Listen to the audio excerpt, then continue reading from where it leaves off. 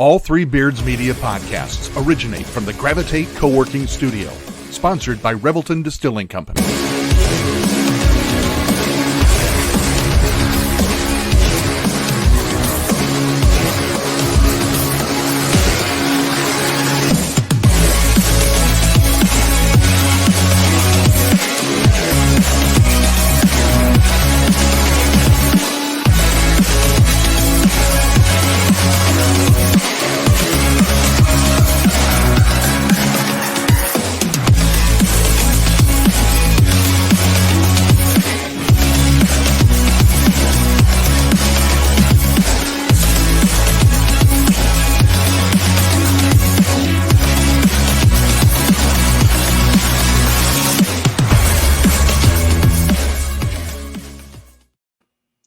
Hey, good afternoon, everyone. We are here on a Saturday afternoon, a couple days before Christmas. Just want to wish you all happy holidays. Thank you to everyone who listens. Thank you to all of our sponsors. Drew, let's open it up. What's your favorite Christmas movie? I mean, Christmas Vacation's low-hanging fruit, so I want to think outside the box. I got to go with Elf. Okay. I think I'm going with Elf.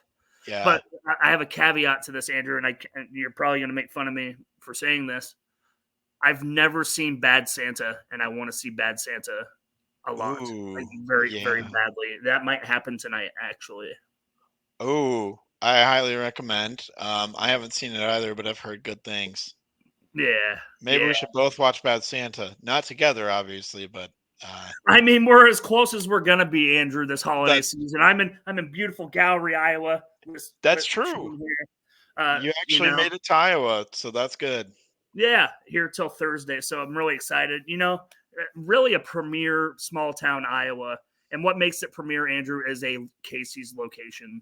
Okay, so we're 3 doors down from Casey's behind me here.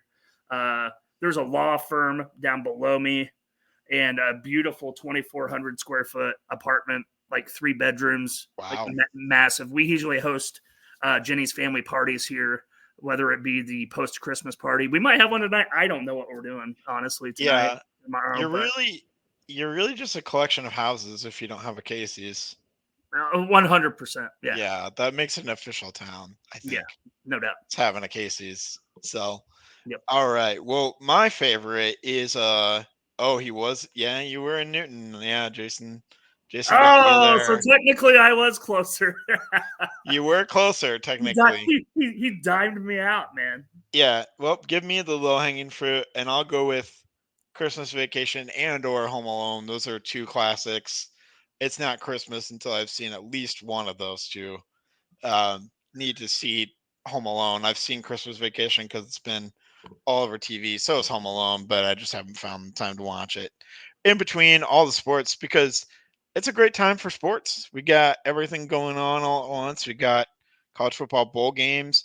We got college basketball, NBA, NFL. If you care about all that, it's all going on right at the same time. So this is heyday for me. In that spirit, we talked about this a little bit when we were at Revelton. Let's go through our Hawkeye holiday wish list, our Christmas wish list, and you can start. I'll give you the floor.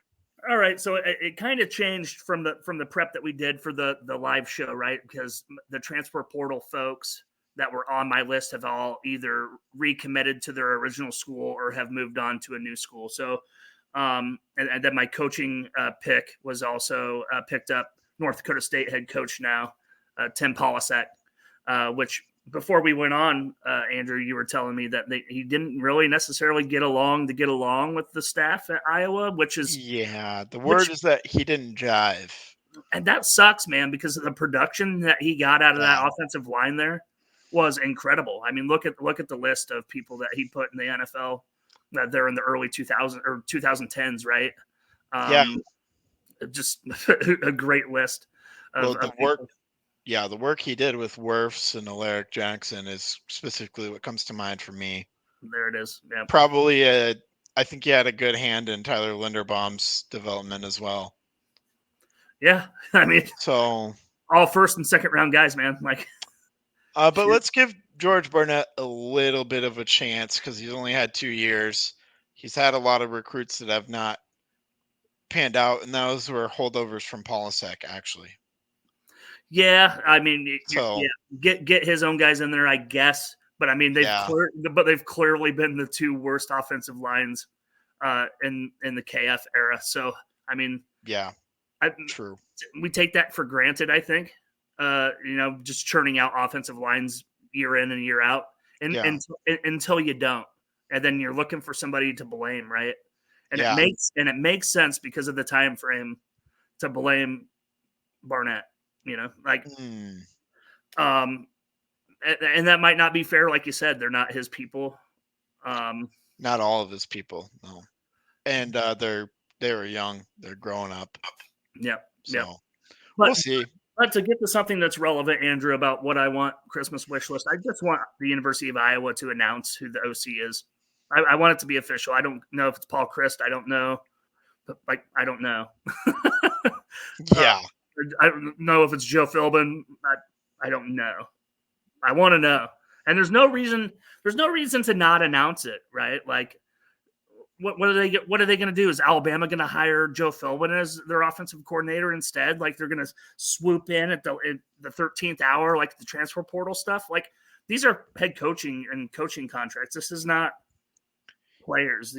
These are people that are clearly not even being talked about in any of the other 49 states in the country, right? Like, either. Yeah. If it's if they were highly sought, they would have been hired by now elsewhere. If it's Paul Chryst, is it maybe they're giving consideration for, his involvement with Texas in the college football playoffs, that whole kind of thing.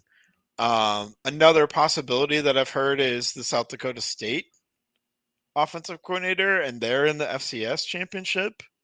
And so they what 2-time defending national champ, right? They won last year, at least. They are doing so in like dominating fashion. Yeah. So if he's on the list, like maybe I've heard, maybe they're just trying to, Kirk wouldn't like it if guys on his staff were being talked to about other jobs if he was in that scenario. So he's just extending the same courtesy. Yeah, it could be a professional courtesy thing, and I would respect that. Yeah, 100%. That makes sense. Possible, but if it's not a professional courtesy thing, then I'm with you. It's like, why are we taking our time? I don't necessarily agree with the timeline, but I guess I understand the timeline. Maybe Jason agrees. What's he agree? He thinks the biggest thing, Kirk doing it the right way. Yeah, Kirk's big on doing it the right way. That is true. That's exactly for better or worse. Yep. So, do you remember that old Chili's commercial? I want my baby back, baby back, baby back. Yep. Number 1 on my list, I want my defense back. I want my Cooper back, my Cooper back, my Cooper back. I want my defense back. Okay. And it sounds like there's a chance through Brad and the work that he's done with Swarm that we're going to get several key guys back, mainly on defense, because as we talked about in a previous episode, that's where a lot of the guys have decisions to make regarding the NFL. Now, I'm not breaking news, and I'm not saying 100% Cooper DeJean is coming back. And David Eichholt put out a good article today. It's like, yes, fans are frustrated by not hitting the transfer portal for guys, but the guys that we can re-recruit to come back for another year are really great options for us as a team. Luke Lachey back, Sebastian Castro back, Jay Higgins back, Nick Jackson back, Jamari Harris back, right? Quinn Schulte back, right? Put the entire defense minus Joe Evans, who has to move on. Cooper DeJean possibly. If you brought back everybody but Joe Evans, that's an amazing foundation for next year's team. And yeah, you're going to need that defense, Andrew, with these Pac-12 teams coming in, man. Like these juggernauts of Oregon and Washington and USC lighting up the scoreboard, right? I'd like to go through the 2024 schedule again eventually in this pod, Andrew. But yeah, like you bring the whole defense back. That's fantastic top five immediate defense in the country, regardless of who's coming to the conference and regardless of who Iowa is playing. Yeah, I completely agree. But the question to you, Andrew, is what do those defensive players have to play for this year? Which is why I want to go look at the schedule, right? Like, does Cooper DeJean come back for an 8-4 season and play in the Alamo Bowl? Like, is that what he's coming back for? He's coming back to be elite. He's coming back to dominate, and he's coming back to win.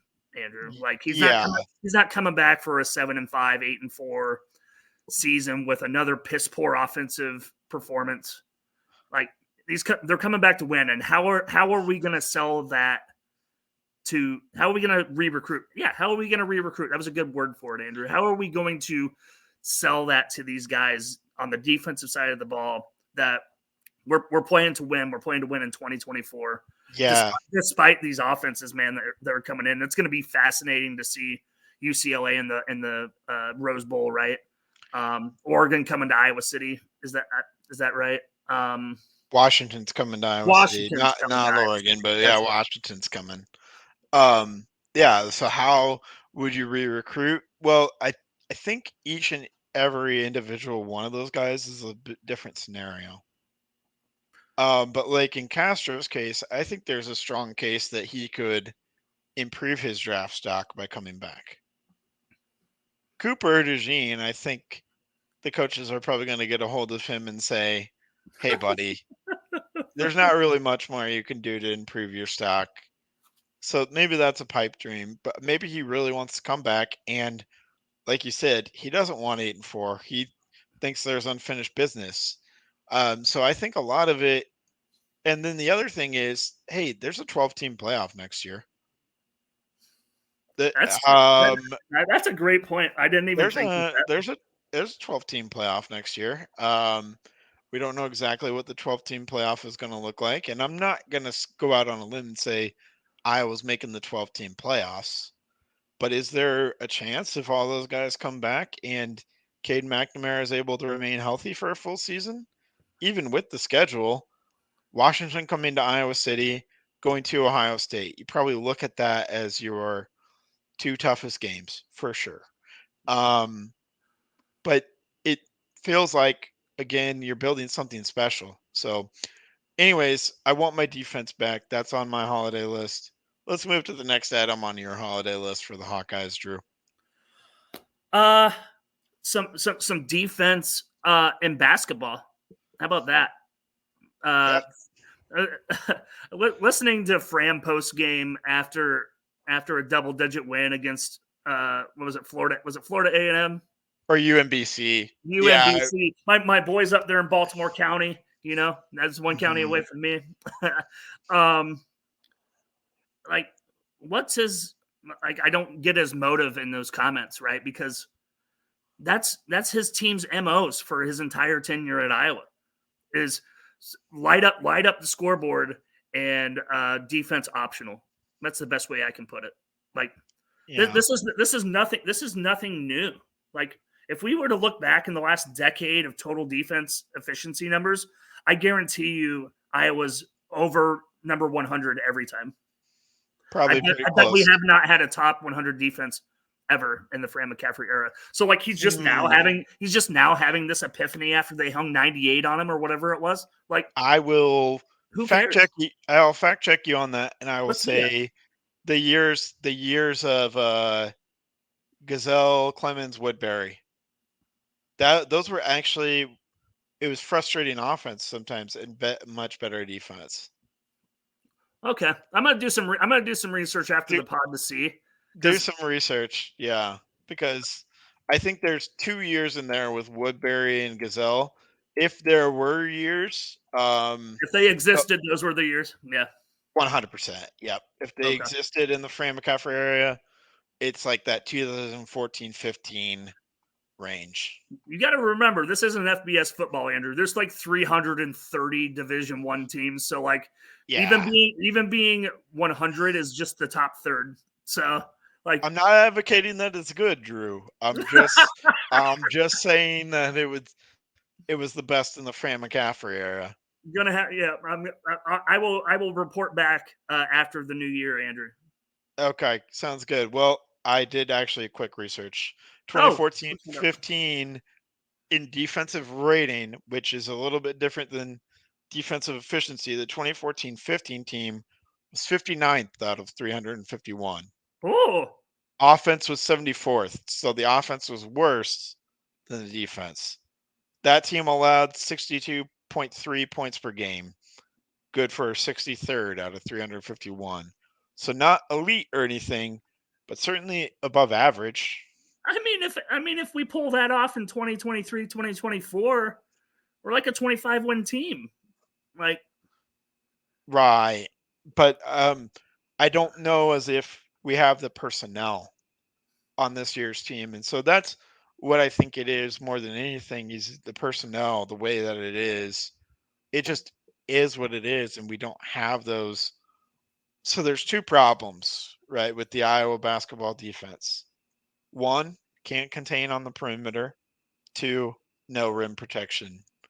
You combine those things, you need to have one or the other. You need to have consistent rim protection that would boost your defense, or lockdown defenders on the outside.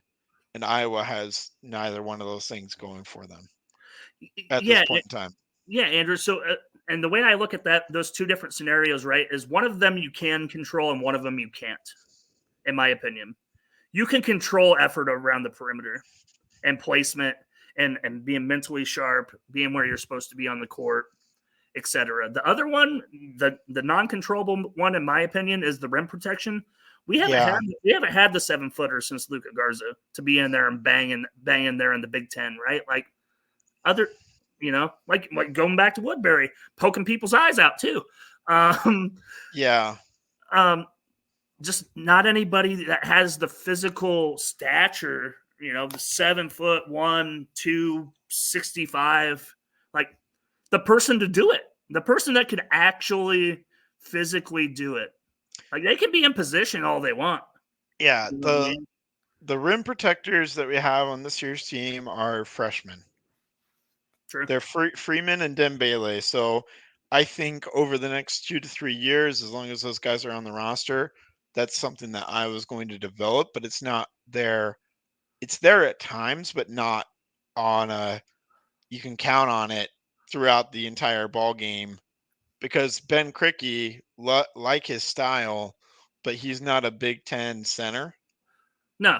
And that's not a knock against him. It's just that he's not a Big Ten center. And neither was Filip Rebraca, if we're being serious, right? Like, yeah, but I felt like there was a little bit more. They're both number 4s. They're both number 4s.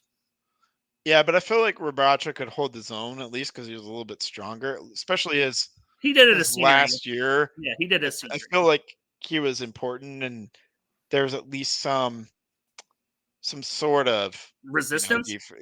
Resistance there. Yeah. And Freeman can provide that, but Freeman's issue is that he gets into foul trouble because he's just young and he picks up a lot of silly fouls, and that's just part of being young. Yeah, no doubt. And learning your way through. So that's good. Next item on my wish list, and then we'll hit a break here.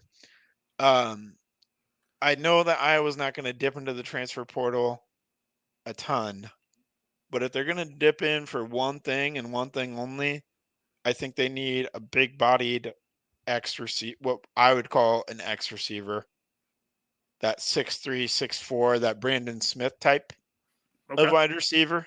Because I know that Caleb Brown is awesome. He's sensational, but he's like 6 feet tall. Yeah. Right. It'd be good to have another red zone threat or, a big bodied threat on the outside. And I know they really wanted that in the transfer portal last year and didn't quite get it, and ended up with Caleb Brown and Seth Anderson, which is, in my opinion, good, but I feel like there's room there because Nico's moving on. Deontay Vines has moved on. Jacob Bostic, I know the coaches were excited about him, but he's been injured a lot. Yeah. And then you have a big-bodied guy that was two of them actually, in Dayton Howard and Jarrett Bowie, that were true freshmen this past year. I just don't know if those guys are ready as true sophomores. If they are, then maybe Iowa doesn't need to hit the portal. Sure. If Dayton Howard's ready, then maybe Iowa doesn't need to hit the portal. But I think on my wish list is a receiver or two, because as we've kind of seen, and especially in the past couple of years, there's been games where we've thrown like one scholarship wide receiver out there. So depth is just a thing. We just need depth in that wide receiver room. Sure. So I don't know where that's going to come from, because as we talked about, there's scholarship limits. So I don't know where Iowa's going to have the scholarships available in order to get those guys. But I get the sense that maybe there will be attrition maybe after the bowl game for Iowa. Sure. And we talked about this pre-pod as well, Andrew, with the whole scholarship scenario. Maybe the whole idea of scholarship is reformed with the new NIL stuff. If these kids are getting paid 6-7 figures, man, like they can pay for their own $20,000 education. I'm sorry. Like, I don't see the big deal about that. You know what I mean? Oh, no, I totally agree with you. They're employees. But I don't know what benefits a scholarship brings as to just giving them, like NIL money. And certainly there's got to be some perks, or the people, the talking heads wouldn't talk about it, right? Like there's got to be something that I'm not seeing. Yeah. With that, because if we're worried about scholarship players, we're talking about people that are making NIL too. Not everyone that gets NIL though, like the NIL for like Caitlin Clark is way different than. I mean, that's not even a valid scenario, right? You know what I mean? Like, yeah. There's levels to NIL, right? Like, funding. I wonder if Swarm even has to pay her. Honestly, like, you know. And not only that, Andrew. Like, if that's the case, we're talking about school turning into school employees at a public university. All that would become public information, right? Because we're taxpayers. Like, yeah, it would be public record. Mm-hmm. I don't see that happening. Yeah, I don't see that happening either. No. But I certainly get your point, and I think it's a good one, but I just don't see that reform. But within the limits of the current system, Iowa's going to have to come up with scholarships. Yeah, I mean, who's the wide receiver? Who's to say that Brad Heinrichs just can't pay the college bill and call it good, make it part of the deal? He probably could. I mean, you're only talking $20,000. He's magic. He can do whatever he wants. Yeah. So, all right. Well, I think this is a perfect opportunity to go ahead and hear from our sponsors at Revelton, Gravitate, and Kyle Lehman at Wintrust. So we'll do that, and we will be right back. Why take the best corn in the world and make it into fuel when you could make it into whiskey? That's the question that launched Revelton, Iowa's most visible and fastest growing distillery.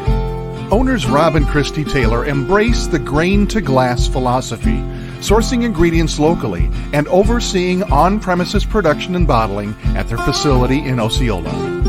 One sip, and you'll agree that Revelton's handcrafted whiskeys, gins, and vodkas are the best you've ever tasted. And with the launch of their rye whiskey, made with 100% Iowa-grown rye and corn, and their new bourbon coming soon, there's more Revelton to love than ever. Iowa's own Revelton Distillery. ReveltonDistillery.com. The great thing about working from home is working from home. The worst thing is working from home, especially for face-to-face collaborations with customers and coworkers. And let's face it, coffee shop meetings are neither private nor professional. So skip the trip to Starbs and investigate Gravitate Co-working Space. For more than 10 years, Gravitate has provided large and small office and conference spaces perfect for hosting meetings, workshops, or other events, as well as private phone booths for confidential conversations. Plus, all spaces include secure fiber internet, free coffee, and access to a kitchenette. All you need is your laptop. Gravitate does the rest. And renting space at Gravitate is surprisingly affordable. An hour of office space costs about the same as venti caramel macchiatos and breakfast sandwiches for two. Daily and monthly rates are also available with no long-term commitment. Learn more at gravitatecoworking.com. That's gravitatecoworking.com. Are you in the market for a new house and unsure of the mortgage process? Want to know that you have someone looking out for you? Kyle Lehman from Wintrust Mortgage is a down-to-earth, knowledgeable lender who can be there for you in your corner. He can work with you in any of the 50 states and is just what you need to expand your home search. Kyle will work with you through the entire process with little to no work from you. Take the worry of the mortgage process out of the equation so that you can focus on looking for your dream home. Contact Kyle at www.wintrust.com/Kyle-Lehman or call him at 515-473-0546. All right, welcome back in. All right, let's continue. Hey, did you want to celebrate another holiday? Because it's Christmas, but today is also Festivus, as I was reminded. Yes. Do you have any grievances Airing of grievances that you want to air about man. Hawkeye sports or anything in general? The floor is yours, Drew. Oh man, airing of grievances. So I said this the other day on the drive, KXNO to the drive, that people in their souped up trucks at work, like we have a very tight parking garage, right? So like it's literally like a lane and a half of space. And these people take the time to block the whole way, coming into work, leaving work, to back in their fucking truck. I hate people that back into parking spaces. Their reasoning makes no sense to me, Andrew, because their reasoning is that to save time when they leave. Well, you're spending the fucking time on the front end, Andrew. Like that doesn't check out with me. Like, yeah, you're backing in and you're pulling out either way, once or the other. Like you're taking up everybody's time during like rush hour of the parking garage. Like it drives me absolutely batty. Like it already does just the concept of backing into a parking space. But then when you're talking about at work, when you're blocking everybody else arriving at work, like we have time hacks of like getting into the office. I have an 8:00 meeting, whatever. Like just pull into the fucking lot. Like take your time getting home. Like whatever. That pisses me off. Yeah, I'm with you. There's also certain areas of like Des Moines, and I'm sure other cities have this too, where there's back in, like all the parking on the street is back in only. That's wild. I do not like in the East Village of Des Moines. Yeah. There's certain spots where it's like you can only back in. It's like I will do everything that I can to avoid it because I don't want to be that person that you just talked about. It's awful. It's awful. Yeah, I don't like that at all. But yeah, with that, I just did some last minute shopping, which shame on me for doing last minute shopping, but man, yeah, you fucked up. Yeah, I just want to say people that don't know that walking etiquette is the same as driving etiquette, like you walk on the right-hand side of the aisle. Right? Yeah. If you have to pass on the left because someone's stopped or going too slow, you can. But the amount of people that don't understand that concept, or you're right here on December 23rd doing some shopping, like this isn't the time to be like looking around. What do I want? Know what you're getting and get in and get out. Like have an agenda and get out. So it's like those people kind of annoy me. So yeah, you got to go in having a plan, Andrew. At this time of year, like you're getting down to crunch time. You can easily spend 8 hours on a task that could take you 45 minutes. Yeah, well, we somehow managed to get all the last minute Christmas shopping done in an hour. Yeah, so we left 2 important cards for Christmas presents at home. Oh boy. So I guess another airing of grievance amongst myself. So what it is actually, Andrew, what we did, because my kid won't listen to this until after Christmas, so it's fine. We're going to WrestleMania in Philadelphia. Oh man, that's awesome. So we printed off a little like cool editable like ticket that looks like a WrestleMania 40 ticket where you can put in like your section and row and whatever, and bought card stock and printed them off at home and cut them out. Like it looks like a ticket, like it looks like legit, like what a paper ticket used to look like, because we don't do paper anymore. And I went on, Ticketmaster and actually bought the tickets, yada yada, did all that. And then my parents' gift that I always get them is a $50 gift card to Texas Roadhouse. Oh, because my old man's birthday is the 28th as well, and they always go on his birthday. So I basically cover their meal for the most part, minus inflation these days. But $50 gets you pretty far for dinner for two at Texas Roadhouse. So depends on where you go. Yeah, Texas Roadhouse, that dinner for two, that should work. So we'll be looking for a Kinko's of some sort, if those even exist anymore. You remember what Kinko's is, Andrew? Yeah, like, I do. The Office, like Do It All place. I don't know if they still exist, but I don't think they do, man. But I got to find something, an office store of some sort up here in the Dirty Dodge. Office Max, Office Depot, maybe. And hopefully they're open late enough on Christmas Eve tomorrow to correct the other thing.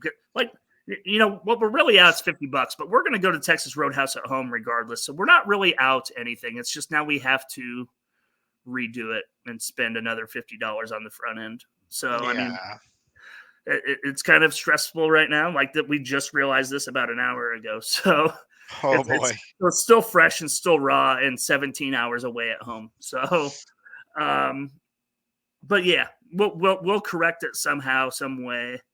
But like the little cool ticket thing that we bought on Etsy, like that you can edit and stuff, it looks really cool. But we will correct that, and the airing of grievances for me is over. Do you have any feats of strength that you would like to like? I don't know. I don't know if I have any feet. I didn't really necessarily plan this out. I was just very much so reminded by my aunt who lives out in DC, actually. Hey. That it is Festivus. It is Festivus. I love it. I wanted to bring it up here on the podcast. Bowl game. Zero interest. Okay. Like I'm not even going to sugarcoat it. I understand we're a Hawkeyes podcast, but like we're not going to see anybody that we want to see play. Like we want Cade McNamara and Luke Lachey out there, and we want Cooper DeJean out there. I mean, I guess we get Jay Higgins, we get Nick Jackson, right? Like I don't think any of the defense that are healthy have opted out, have they? Like who? Have there been bowl opt-outs? I don't even know. Like, I'm so out of it. Like, I so not care about this bowl game. I have no idea who's opted out and who. No Iowa opt-outs whatsoever. Okay. Which is it's because the rest of the roster is going to be back next year, and like have or like no draft hype. There's one very important person that will not be back next year that we get to watch for the very last time. Tory Taylor. Yes, exactly where I was going with this. Woo! All right. One more time for our favorite, favorite Australian punter, until the new Australian punter that we just got comes in and amazes all of us. So, yeah, let's talk about a little bit about the recruiting class. Have you dug into any of that at all? Andrew? Yeah, I'm glad you brought it up. It's a good recruiting class. We did get that punter from Australia. Hang on, I'm just pulling up Hawkeye Insider as we speak so that I can look at our 247. He's from the same program as Tory Taylor, right? And they kept it hush hush this whole time. Pro Kick Australia is the name of where Tory Taylor came from, and now I do not want to forget his name because I'm going to have to remember it for the next 4 years. Tory Taylor is way easier. Tory Taylor is a way easier name to pronounce than the incoming guy. Reese Dakin. Reese. Exactly. I want to, and I'm probably butchering that. like Reese, as in like it's spelled like Reese Hoskins, right? Like and Yeah, like Reese Hoskins. That's why I'm saying Reese. Yeah, Because I'm assuming it's pronounced the same way, but I could be wrong. Yeah, I think you're right.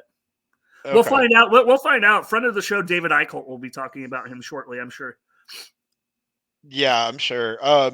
But man, according to 247 Sports, we brought in 7 4-star rated recruits. 7? 7 in Holy one class. And then there's a couple other guys that we have that are riding that line where they're like there's 3-4 other guys that I would say that like a 90 overall rating is 4 stars. Yeah. There's 4 other guys that are 89. So it's like they're right on that borderline of where they're 4-star, 3-star. I don't want to get caught up in like 4-star, 3-star because really when we're talking high school kids, it's really just about like how they developed like in their bodies really I think dictates a lot of that. Some of that is tape and how they've played, like you can see it, but a lot of it is their physical attributes, their height and their weight meshed with their tape. Sure. Right. But Iowa's really good at developing, so we know that these 3-star recruits, like they're nothing to sniff at because Iowa's going to take these guys and most likely develop them. I don't know how far you've dug in. Do you have kind of, a guy that you like the most and maybe like a sleeper? No, I not really. I mean, I'm intrigued by the 4-star quarterback out of Florida. I'm intrigued by that ploy because he's considered like the number 3 or number 4 dual threat, I think. Yeah, in the and class. he has legit track speed. He's beat out a couple other 4-star receivers and corners in the 100-meter dash down there in Florida. That's pretty wild because he's good. Those are fast folks down there. That's where they go get speed is Florida. Yeah, it's gonna be something to behold because he's a lot more developed as a runner than a passer. If you told me we have like a 75% Lamar Jackson, let's put that as a comp. Like, give me 75% Lamar Jackson. That is like the best quarterback we've ever got. Yeah, I don't know what the comp is. I will say that just with quarterback recruiting in general, Marco Lanes III, he may not have the same speed as James Rezar. That's who we're talking about. Yep. In the 2024 class, but there is mobility. Man, there's no Nate Stanley statue back there. And then that we just landed Jimmy Sullivan, in my understanding, in 2025, my understanding is that he has mobility to his game as well.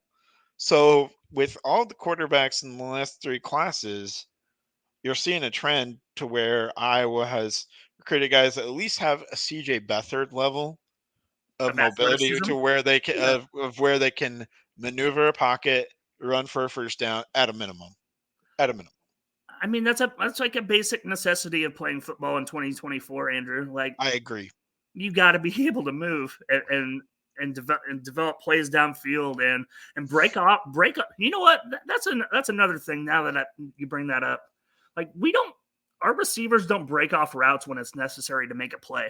They continue the route through the duration of the route. They don't come back to the ball. They don't break it off. They don't curl like to alleviate pressure. Like they run the route to its completion. Yeah. Like 90% of the time. And that is on that sort of a thing is on 2 people, offensive coordinator and a wide receiver coach. Yep, sure is. So with whomever the next offensive coordinator is, I feel like they're going to be much better at, teaching wide receivers exactly what you're talking about, but the initial routes that they're going to develop for those wide receivers are going to be a lot better than what was initially given by Brian Ferentz. Yeah. So that's my reason for hope and optimism. Sure. Is because someone that comes in is going to develop a better, what we call a route tree. Yeah. Yeah. That's the technical term for it. I don't know how else to put it. There's a different combination of routes that you teach receivers based off what your offense is. Yeah. The next offensive coordinator is going to develop a better route tree for the wide receivers, is my belief. It's not going to look entirely different, but it's going to be better organized. Sure. I'm not saying air raid spread or anything like that. I just think it's going to be improved in that regard. For sure. No, that would be great. I Yeah. agree. But I think, I think the quarterback room in general, Andrew, like I was saying, is the highlight of the recruiting class this year. Yeah. And like, I'm intrigued in like, how are they gonna evaluate those guys? Like, how are they? Where is, where's our current quarterback room gonna be after these guys come on the campus? Like, yeah. Or- Well, I mean, I think there's going to be a battle after Cade leaves. I think it's going to be a 3 quarterback battle, and I know you're not going to like one of the names, but it's going to be a Deacon Hill, Marco Lanes, James Rizar battle after that, and I think it's going to be an open and completely fair competition that I don't think Deacon's going to win, but he deserves to be in the competition just because he won enough games this year. He deserves to be in the competition. man, you sound like Kirk Ferentz right now. I do. I do. Spencer Petras won 10 games. I agree. I'm not hoping that Deacon wins the job, and in fact, I would say most likely he's not going to. But you're gonna throw him in there probably as part of the competition. But I do think inevitably the quarterback after Cade will be either Marco Lanes or James Rizar. Probably Marco, because I think Marco is the best combination of mobility and skills as a passer at that point. I think it will probably be Marco, unless James Rizar just absolutely blows it away in terms of quarterback development in his 1 year at Iowa. I understand your point, Andrew, but I do not agree with it. Like he should not be like, that's saying like, don't take this the wrong way, and this is not a politician show, but just because Joe Biden is the incumbent president doesn't mean he should run or be the candidate, right? Like, you could say that about George Bush, you could say that about Barack Obama, you could say that about anybody, but just because Biden's in there now, whatever. Like, just because he's the incumbent doesn't mean he should automatically be the nominee. Yeah. Okay. I mean, yeah, fair. Like, because they're not always the best. They're not always the best candidate in their party. And in this case, he's not the best. Deacon Hill should not be a candidate for this. Just because he's been like left out to the wolves because Cade McNamara got hurt, because we would have never seen Deacon Hill, and he probably would have entered the transfer portal. Well, he was going to go to Fordham before we talked him into coming to Iowa. Oh, Jesus. Yeah, we really pulled out some strings there. Well, I mean, could have been worse. We could have rolled with Marco as a true freshman. Is that worse? I don't know. It might have gone poorly. It might have gone very poorly. I mean, it might have. It might have. But, yeah. Anyways. Uh, okay. You like the quarterback in this class? Yes. I really like the linebacker group of this class because we got Cam Buffington, 8-man super stud, and I think it's a little bit like Cooper DeJean where people are maybe overlooking him a little bit because he played at such a low level in high school. Sure. He's a high-level athlete. Okay. He's a 4-star recruit for a reason. And we also have Derek Weiskopf, right, from Williamsburg. And then you have Preston Reese as well, who's a high linebacker, athlete linebacker. 3 stud linebackers in the same class. And I love that because it reminds me a lot of the Morris, Hitchens, Kirksey group that was all together all at the same time. Yeah. I'm not saying that this group is going to be as good as that group. Maybe they won't be. I don't know what type of linebackers each one of those guys are. But I certainly think Buffington and Weiskopf, especially after next year, it depends on, who comes back. But I certainly think that as like sophomores, we could see all 3 of those guys on the field as in the linebacker crew.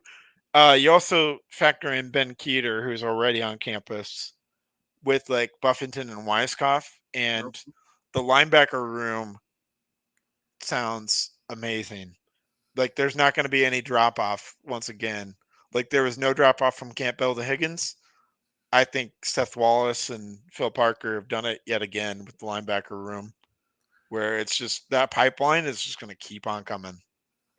Yeah, it is the most underrated position group of the Phil Parker defense. Honestly, I think so. I mean, there's been so much hype on the secondary year in and year out. Riley Moss, Josh Jackson, Desmond King. All those guys. Like I'm forgetting like a dozen at least, and rightfully so. Thorpe Award winners. But yeah, man, like just quietly, Jack Campbell, Butkus Award winner. Like, and I don't know. Like, do we take him for granted? Because we don't. I don't feel like we give them enough credit for their position group. Like we talk about the secondary a lot. Castro, rightfully so. But you Cooper DeJean, the All-Americans, right? Like, got it. But it's very noticeable in the Iowa defense when that group is not, when it's not playing at a high level. That is very, very noticeable. Oh, 100%, especially when you're facing, scat backs that catch the ball out of the backfield. They run those L routes is what I call it. I don't know what they're actually called, but they bounce out and back up to the center. Like I'll call it the Saquon Barkley. Let's call it the Saquon Barkley, just for the angle. The angle. Yeah, the angle. Yeah, HB angle on Madden, if you will. HB angle. I've totally played too much Madden in my lifetime. I know all about the angle routes, man, because I spam that. So yes, the Saquon Barkley angle routes, like just get ate alive because they can't read. Right. Can't read the play, but. Yeah, I mean, underrated position group in the last decade for sure. 100%. So yeah. All right. Well, let's. I don't know if it's time to end this podcast, but one thing you want to see from Iowa in 2024, your Iowa New Year's resolution, if you will. Resolution. It's not necessary. No, I think I'm going back to wishes, but man, okay. I want to see the Iowa women in the title game again. We haven't talked much basketball today, so I wanted to throw that in there. Okay. Caitlin Clark and the award season again this year, kind of snubbed, right? Like had to share the Sporting News Person of the Year with Angel Reese. Lost the AP Sportswoman of the Year to Simone Biles, which rightfully so, the greatest gymnast ever, in my opinion. Mm-hmm. Fun to watch. But what did she do this year? Like what, won the world, I guess? I don't know. I couldn't even quote her accomplishments. Exactly, and that's the problem with an award like this. Like, how can you say this person's the world's Woman of the Year in sports? Like, when literally everybody knows Caitlin Clark and what happened last year and the Angel Reese thing. Like, the sharing with Angel Reese, whatever, fuck it. Like, they did that for publication and talking points. That's what they did that for. Clearly, she's not on the level of Caitlin Clark. So annoying to me. That is very annoying to me. So to push the narrative even further, like, pissed me off. Yeah. And Simone Biles, one of the greatest women's athletes ever, greatest athlete ever. You don't even have to put women on there. Yeah, I'm not upset about that one because it at least makes sense. But man, she's 26 years old. Like, end of her gymnast year. Like, Caitlin Clark is at her peak. Like, she didn't win it this year. Like, when is she gonna win it? Like, right. Next year when she comes back. No. So I kind of think she was done dirty in this Person of the Year award season, if you will, if that's a thing. But okay. So I want to see it. I want to see a national title. In Iowa City. That's what I want. And it's feasible, Andrew. I think it's feasible. I think it's a reasonable. Like, it's achievable. Like, I think it can be done. Okay. All right. In 2024, I just want to see offensive points in football. We're gonna wait a long time for that, man. Fucking August. I want to see multiple touchdowns in multiple games this season on offense. Mm. I want to see that. Who's And- gonna be scoring him? Well, hang on. I mean, I guess this goes hand in hand with my resolution: a 100% fully healthy year out of Cade McNamara. Because if we get that, I think my vision of multiple offensive touchdowns is a lot more realistic. Yeah, I mean, I think if we get 100% healthy K McNamara and Luke Lachey and everything else remains in place, the defense comes back. I think the ceiling is a top 12 team to make the college football playoff. I really do. Like, Yeah, Caleb Brown is gonna just. I mean, he was starting to really cook at the end of the season. That was with Deacon Hill, and you give him a more accurate quarterback like Cade McNamara, and I think Caleb Brown is just gonna go well, yeah, and then through the roof. when you can't just run the basic cover two to stop him on the go routes because you're going to have Luke Lachey in the seams, and post routes. And Like- Ostranga, man. Don't sleep on Ostranga. Oh, you're right. You're right. Yeah. I want Luke Lachey back though. I really do. I but- do too. I really do think the ceiling, again, reasonable is a top 12 team. Like I think they could be a top 12 team, 10-2. I don't see why not either. Yeah. I mean, not with that defense, but that's all based on everybody coming back, right? Like your wish list is that the defense comes back. Coop. Yeah. Like we need everybody back. I think my resolution for more points, very achievable, very obtainable. Yeah. 100%. All right. Well, anything else before we get out of here? We call it a day. No, man. I mean, the women's and men's teams are off until after Christmas, so we're not going to have a lot to talk about Right. anytime soon. Bowl post game New Year's Day. Like I don't know what your New Year's Day plans are, or do we Watch need the bowl to? game. I don't know. We'll do it. We'll do it for consistency's sake. We did it almost after every football game this year. We'll be here bowl post game just to give our thoughts. Quick prediction. Just give a prediction on the bowl game. I know you're not the most interested in it, but just your quick prediction. I'm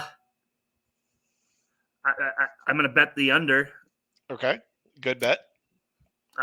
Based on the fact that the defense is, other than DeJean's not, playing obviously. 17-7 Tennessee.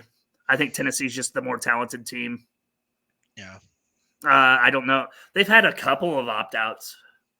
But man, like transfers. Ton of opt-outs. Yeah. So I mean, I don't even know. Like I know the line opened at like 8.5, I think. 8.5, 9 points, Tennessee. Yeah, it's still there. So 17-7 sounds right, I think. Like, okay. I mean, we don't have the quarterback, we don't have the tight end. Like, I don't know. We don't have the team at full strength would be an awesome game to watch. Yeah. But that's just not the case. So I don't know, man. I think this is going to work out in a lot of ways. It's going to be similar to that game against Kentucky that we played last year. I was going to say the rematch. Yeah, last year's game against Kentucky. I think Tennessee will score. I think they'll find the end zone. 13-7 Iowa. Okay. Under. I think Deacon Hill and the guys will find a way to move the ball because, like you said, there's been a lot of opt-outs. There's been a lot of transfers for Tennessee. Yeah. And it's like a lot of their first-team defense guys. Sure. So they're going to be playing a lot of backups. Not that Iowa can necessarily exploit that the best with their offense, but the chances of them, backups are backups, man. They're backups for a reason. So yeah, it's extremely hard to to handicap these games of people you've never seen play. It's like It's like betting on a spring training baseball game. Just don't do it. But I'm a degenerate and do it anyway because it's baseball. Well, so I just feel like once again, Iowa is going to come into this with a sense of, hey, we may not be playing for a national championship, but this is our chance to play together with everybody that is not injured to play one more time with each other. I feel like Iowa is taking a more serious approach to this game. Once again, so Yeah, I don't know. and, Because and I feel like how many duds have we laid though in these bowl games when we think that's the case? true. And then Florida trucks us in the in the previous Citrus Bowl or whatever. Like, True. just not even close. Or the last time we played Tennessee in a bowl game, Joshua Dobbs ended Jake Rudock's career in Iowa City. Like, it's brutal, absolutely brutal game. Sure. I'm leaning towards that kind of.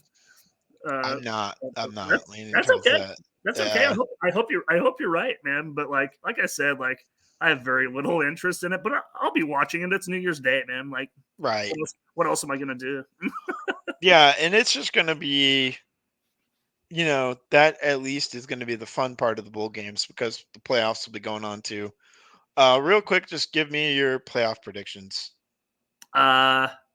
Man, that's tough. I think Washington has a legitimate chance to win the whole thing. I mean, the way they played Oregon in both of those games, man. Like, I think Penix has enough weapons that they can score with anybody. What was the other side? I mean, I guess you're talking Texas. Yeah, you're talking Texas, Washington, Bama, and then Michigan. Bama, Michigan. Yep. I think Bama's going to cook Michigan. I think they're absolutely going to truck them.